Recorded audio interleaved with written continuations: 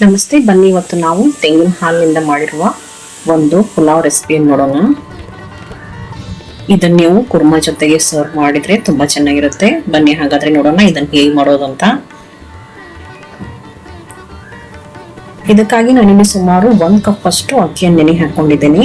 ಇಲ್ಲಿ ನೀವು ಯಾವ್ದಾದ್ರು ದಿನ ಬಳಸೋ ಅಕ್ಕಿಯನ್ನು ತೆಗೆದುಕೊಳ್ಬಹುದು. ರಾ ರೈಸ್ ಆಗಲಿ, ಸೋನಾ ಮಸೂರಿ ಆಗಲಿ, ಯಾವ್ದು ಅಕ್ಕಿಯನ್ನು ತೆಗೆದುಕೊಂಡು ಇದನ್ನ 1 ಗಂಟೆವರೆಗೂ ನೆನೆ ಬಿಟ್ಬಿಡಿ. ಆಮೇಲೆ ಇಲ್ಲಿ ಬಾಣಲೆಗೆ ಒಂದ್ ಸ್ವಲ್ಪ ಎಣ್ಣೆ, ಒಂದ್ ಸ್ವಲ್ಪ ತುಪ್ಪ, ಒಂದು ಪಲಾವ್ ಎಲೆ ಹಾಗೂ 2 ಹಸಿರು ಏಲಕ್ಕಿ, 1 ಕಪ್ ಏಲಕ್ಕಿ ಹಾಗೂ 1 ಚಕ್ರ ಮೊಗ್ಗು, 2 ರಿಂದ 3 ಲವಂಗ, ಸ್ವಲ್ಪ ಕಲ್ ಹೂವು ಹಾಗೂ ಸ್ವಲ್ಪ ಜೀರಿಗೆ ಹಾಗೂ ಖಾರಕ್ಕೆ ತಕ್ಕಂತೆ ಹಸಿಮೆಣಸಿನಕಾಯಿ, ಸ್ವಲ್ಪ ಕರಿಬೇವು ಸೊಪ್ಪು ಹಾಗೂ ಗೋಡಂಬಿ ಆಪ್ಷನ್, ಬೇಡ ಅಂದ್ರೆ ಬಿಟ್ಬಿಡಿ. ಆಮೇಲೆ 1 ಟೀ ಸ್ಪೂನ್ ಅಷ್ಟು ಶುಂಠಿ ಬೆಳ್ಳುಳ್ಳಿ ಪೇಸ್ಟ್ ಅನ್ನು ಹಾಕೊಂಡು ಇದನ್ನ ಒಂದ್ಸರ್ತಿ ಸರಿಯಾಗಿ ಬಾಡಿಸ್ಕೊಳ್ಳಿ. ನಂತರ ಇದಕ್ಕೆ 1 ಮೀಡಿಯಂ ಗಾತ್ರದ ಈರುಳ್ಳಿ ಉದ್ದಕ್ಕೆ ಹೆಂಚಿಗಳು ಹಾಕೊಂಡು ಈರುಳ್ಳಿ ಟ್ರಾನ್ಸ್ಪರೆಂಟ್ ಆಗೋವರೆಗೂ ಬೇಯಿಸ್ಕೊಳ್ಳಿ. ಆಮೇಲೆ ಇದಕ್ಕೆ ಸ್ವಲ್ಪ ಹಸಿ ಬಟಾಣಿ ಹಾಗೂ ಸಣ್ಣಗೆ ಹೆಚ್ಚಿರುವ ಗಜ್ಜರಿ, ಸಣ್ಣಗೆ ಹೆಚ್ಚಿರುವ ಪುದೀನ ಸೊಪ್ಪನ್ನು ಹಾಕೊಂಡು ಇದನ್ನು ಸರಿಯಾಗಿ ಬಾಡಿಸ್ಕೊಳ್ಳಿ.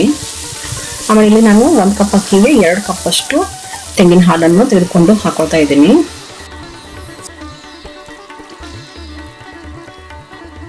ಇದನ್ನು ಒಂದ್ಸರ್ತಿ ಸರಿಯಾಗಿ ಕಲಿಸ್ಬಿಟ್ಟು 1 ಕುದಿ ಬರುವವರೆಗೂ ಬಿಟ್ಬಿಡಿ.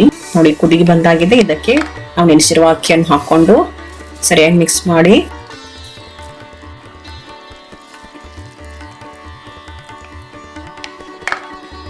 ರುಚಿಗೆ ತಕ್ಕಷ್ಟು ಉಪ್ಪನ್ನು ಹಾಕೊಳ್ಳಿ.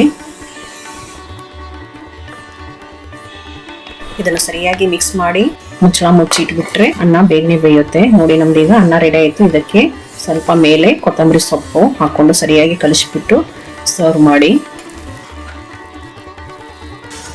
ಇದ್ರ ಜೊತೆಗೆ ಯಾವ್ದಾದ್ರೂ ಕುರ್ಮಾ ತುಂಬಾ ಚೆನ್ನಾಗಿ ಹೊಂದ್ಕೊಳ್ಳುತ್ತೆ. ಅಥವಾ ನೀವು ಇದನ್ನ ಸಾಂಬಾರ್ ಜೊತೆಗೂ ಸರ್ವ್ ಮಾಡ್ಬೋದು.